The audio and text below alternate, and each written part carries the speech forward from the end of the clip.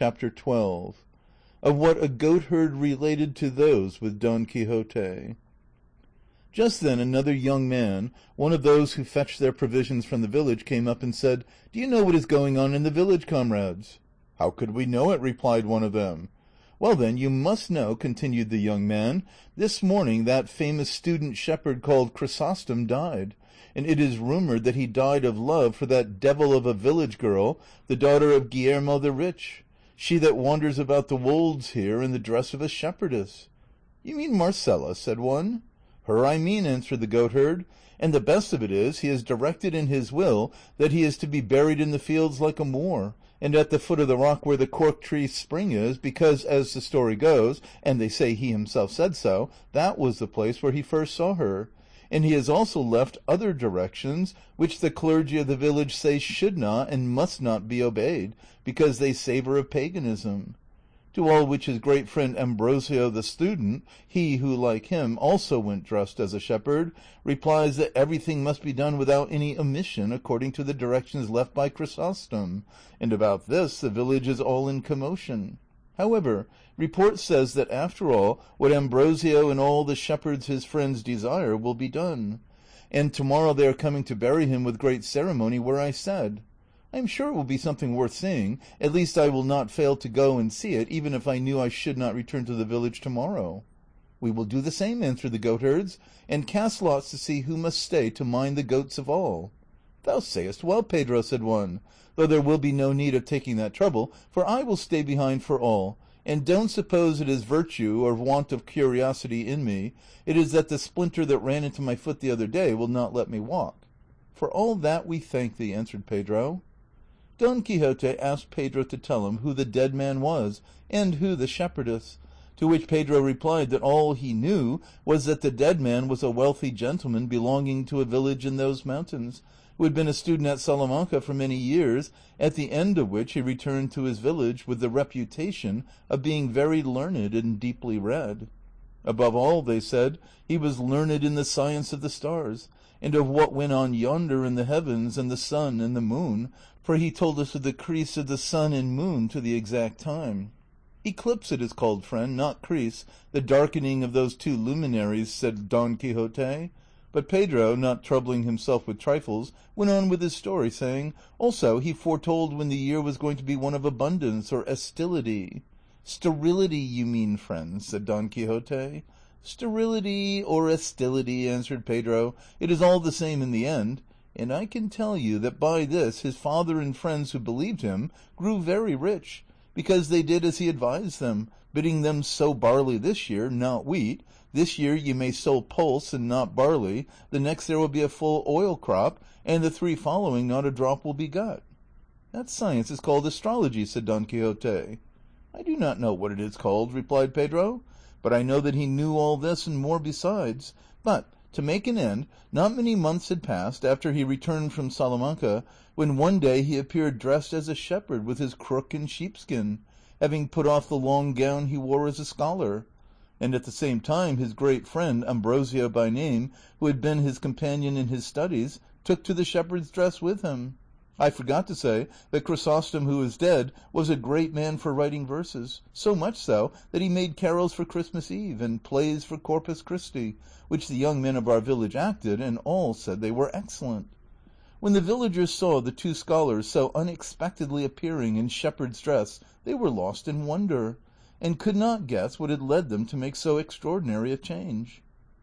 About this time the father of our Chrysostom died, and he was left heir to a large amount of property in chattels as well as in land, no small number of cattle and sheep, and a large sum of money, of all of which the young man was left dissolute owner, and indeed he was deserving of it all, for he was a very good comrade and kind-hearted, and a friend of worthy folk, and had a countenance like a benediction.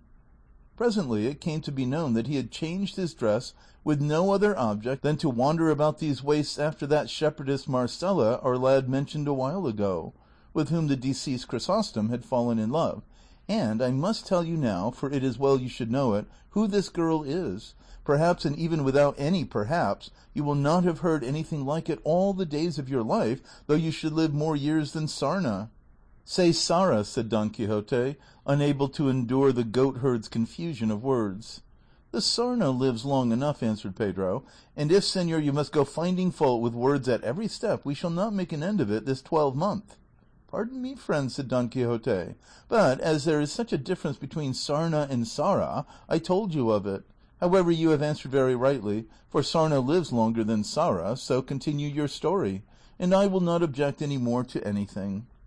I say then, my dear sir, said the goatherd, that in our village there was a farmer even richer than the father of Chrysostom, who was named Guillermo, and upon whom God bestowed, over and above great wealth, a daughter at whose birth her mother died, the most respected woman there was in this neighborhood. I fancy I can see her now with that countenance which had the sun on one side and the moon on the other, and moreover active and kind to the poor, for which I trust that at the present moment her soul is in bliss with God in the other world.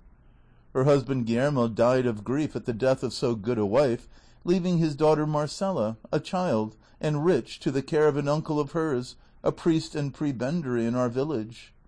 The girl grew up with such beauty that it reminded us of her mother's, which was very great,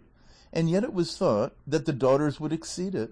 And so when she reached the age of 14 to 15 years, nobody beheld her without blessing God that had made her so beautiful, and the greater number were in love with her beyond redemption. Her uncle kept her in great seclusion and retirement, but for all that the fame of her great beauty spread, so that as well for it as for her great wealth, her uncle was asked, solicited, and importuned to give her in marriage by those not only of our town, but of towns many leagues round, and by the persons of highest quality in them. But he, being a good Christian man, though he desired to give her in marriage at once, seeing her to be old enough, was unwilling to do so without her consent, not that he had any eye to the gain and profit which the custody of the girl's property brought him while he put off her marriage. In faith, this was said in praise of the good priest in more than one set in the town. For I would have you know, Sir Errant, that in these little villages everything is talked about and everything is carped at, and rest assured as I am that the priest must be over and above good who forces his parishioners to speak well of him, especially in villages.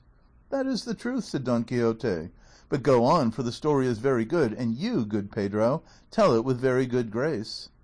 May that of the Lord not be wanting to me, said Pedro, that is the one to have. To proceed. You must know that though the uncle put before his niece and described to her the qualities of each one in particular of the many who had asked her in marriage, begging her to marry and make a choice according to her own taste, she never gave any other answer than that she had no desire to marry just yet, and that being so young, she did not think herself fit to bear the burden of matrimony.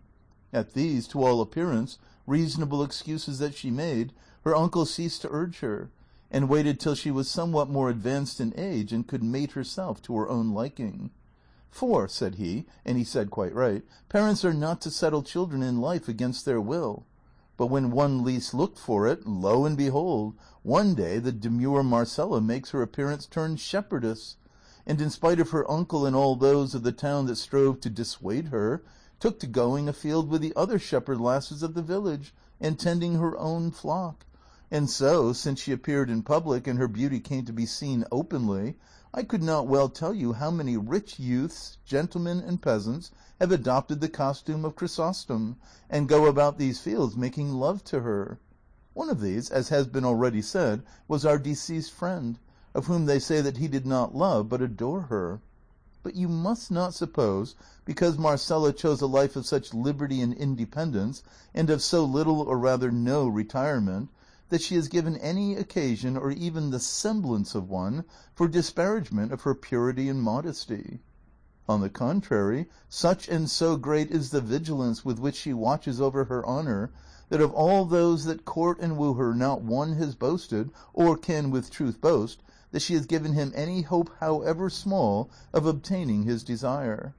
For although she does not avoid or shun the society and conversation of the shepherds, and treats them courteously and kindly, should any one of them come to declare his intention to her, though it be one as proper and holy as that of matrimony, she flings him from her like a catapult, and with this kind of disposition she does more harm in this country than if the plague had got into it, for her affability and her beauty draw on the hearts of those that associate with her, to love her and to court her, but her scorn and her frankness bring them to the brink of despair, and so they know not what to say, save to proclaim her aloud cruel and hard-hearted, and other names of the same sort, which well describe the nature of her character. And if you should remain here any time, senor, you would hear these hills and valleys resounding with the laments of the rejected ones who pursue her. Not far from this there is a spot where there are a couple of dozen of tall beeches, and there is not one of them but has carved and written on its smooth bark the name of Marcela, and above some a crown carved on the same tree, as though her lover would say more plainly that Marcela wore and deserved that of all human beauty. Here one shepherd is sighing, there another is lamenting, there love songs are heard, here despairing elegies. One will pass all the hours of the night seated at the foot of some oak or rock, and there, without having closed his weeping eyes, the sun finds him in the morning bemused and bereft of sense, and another, without relief or respite to his sighs, stretched on the burning sand in the full heat of the sultry summer noontide, makes his appeal to the compassionate heavens, and over one and the other, over these and all, the beautiful Marcela triumphs free and careless, and all of us that know her are waiting to see what her pride will come to, and who is to be the happy man that will succeed in taming a nature so formidable and gaining possession of a beauty so supreme. All that I've told you being such well-established truth, I am persuaded that what they say of the cause of Chrysostom's death, as our lad told us, is the same. And so I advise you, senor, fail not to be present tomorrow at his burial, which will be well worth seeing, for Chrysostom had many friends, and it is not half a league from this place to where he directed he should be buried. I will make a point of it, said Don Quixote, and I thank you for the pleasure you have given me by relating so interesting a tale. Oh, said the goatherd, I do not know even the half of what has happened to the lovers of Marcela, but perhaps tomorrow we may fall in with some shepherd on the road who can tell us. And now it will be well for you to go and sleep under cover, for the night air may hurt your wound, though with the remedy I have applied to you, there is no fear of an untoward result. Sancho Panza, who was wishing the goatherd's loquacity at the devil, on his part begged his master to go into Pedro's hut to sleep. He did so, and passed all the rest of the night in thinking of his lady Dulcinea in imitation of the lovers of Marcela. Sancho Panza settled himself between Rocinante and his ass, and slept, not like a lover who had been discarded, but like a man who had been soundly kicked.